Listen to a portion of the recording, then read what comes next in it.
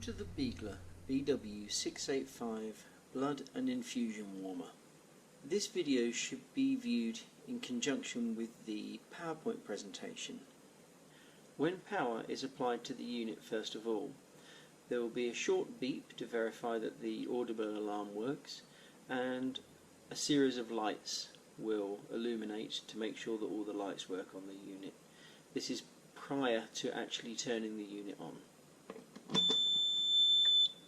With the power applied to the unit, the only light we should see is this blue standby light at the bottom of the scale. If we turn the power onto the unit using the power on button, the 38.5 light here should illuminate automatically as it's preset, and the temperature will slowly rise to 38.5. It should do that in about 1 minute. So let's try that now. You see the light is flashing at 36.5 because that's the low end of the scale, and it wants us to let us know that it's below that temperature. And then very quickly the temperature will start to rise up to 38.5. The audible beep will sound for as long as the 36.5 light is flashing. And now you can see the temperature start to rise, and it will actually go to 39, just past the 38.5. And then it will drop back to 38.5 to stabilise. There, it's taken now to 39, and it will now drop back to 38.5. I'm going to turn the unit off now. If you wanted to set a temperature higher than 38.5, for example, we might want to go to 40 degrees. With it in the standby mode, we can raise up to desired temperature. Now I can power on the button and the temperature will rise to 40 degrees. I'm going to turn the unit off again. Obviously, if you wanted to have a lower temperature than 38.5, you could reduce it down at a lower level as well. What we want to do now increase the temperature up to 41 degrees for part of our first test. Our first test is the 42 degrees C software alarm test, and this is from page 8 on the service manual. We need to preheat the unit to 41 degrees. We'll make sure we're at our 41 degree setting, which we are now. And now if I press the power button, the unit will heat up to 41 degrees. And we wait for the temperature to stabilise when we get there. Then what we're going to do is we're going to disconnect the mains power from the unit. You can see now that all of the lights have gone out. There's no power at all to the unit. So now what we need to do is hold down the increase temperature button, this one here, and reconnect the power supply. So if I hold down the button, reconnect the power supply at the same time, you can see now that we have a warning triangle at the top on the high temperature. Now we need to press the operational standby button and the unit will slowly heat to a target of 42.5 degrees.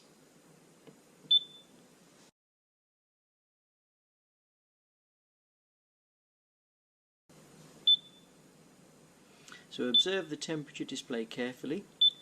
The high temperature alarm should be triggered at 42 degrees centigrade.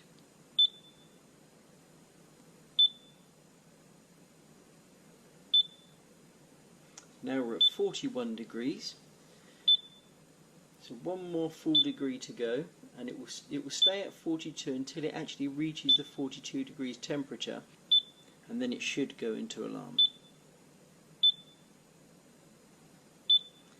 Almost there, at 41.5 now. So the light has reached 42, there's the high temperature alarm, and the high temperature alarm and the continuous audible beep, and the blue has stopped flashing. To return that to the normal operation, we need to power down the unit by unplugging it. That will then set the unit back to its normal operation mode. So that is the end of the 42°C software alarm test. So we're now going to carry out the 37° low temperature alarm. This is from page 9 on the service manual. The alarm cannot activate within the first 60 seconds of the device being powered on. If after the first 60 seconds the heat exchanger is still less than 36.5°C, the user will be notified by the low temperature LED flashing. At the same time you will hear an audible beep. Also, the standby blue LED will flash. The alarm will stop automatically if the temperature rises above 37°C. So to test the alarm, from cold, turn on the device whilst pressing down the down arrow.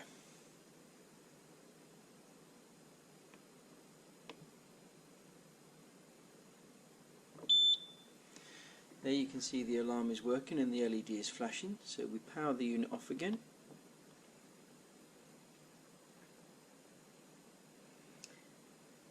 Now we want to preheat the device to 38.5°C, and then we're going to immediately turn the device off once we've reached that temperature. So we just power on the unit as normal, and the temperature will climb up to 38.5°C.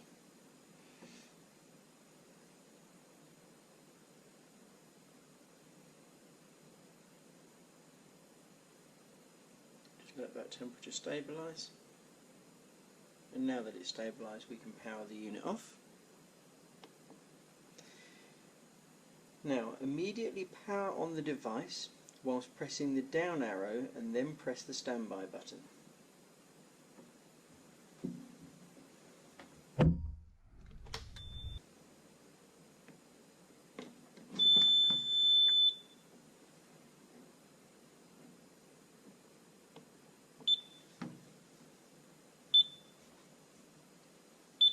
You can see we have the notification that it's in service mode again. Now what we should see is that the temperature start to reduce like it has now. When the temperature goes below 37 degrees, the low temperature LED will flash to notify the user of a low temperature alarm. So it's now at 37 degrees. This is at 36.5, which should now start to flash. There we go, there's the alarm activated now. So just remember on this, even though the light is illuminated, you still have to wait for that temperature to stabilise to activate any alarm. And that is the end of the 37° low temperature alarm. I'll power the unit off. And remember to unplug the unit to set it back to its normal operation. And now we're going to show you how to check the temperature of the outer heat exchanger using a temperature probe. I'm going to preheat the unit to 38.5°C.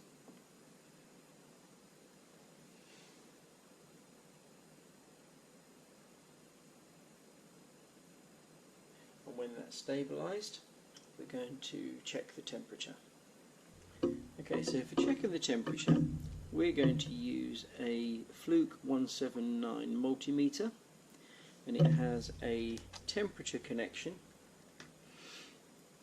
which is this connection that goes across the positive and the negative.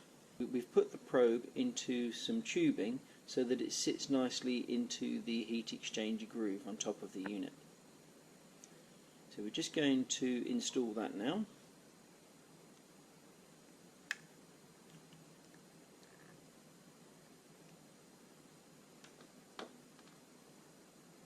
Okay, so I've connected the thermometer onto the heat exchanger, making sure that the bare end of the thermometer on the sensor is actually touching the heat exchanger, the bit that we put into the tube.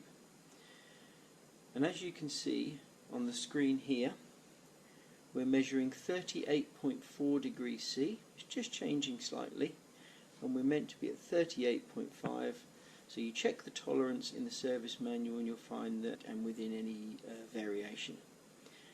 So we're now looking at 38.5 degrees C, which is exactly as the unit has displayed.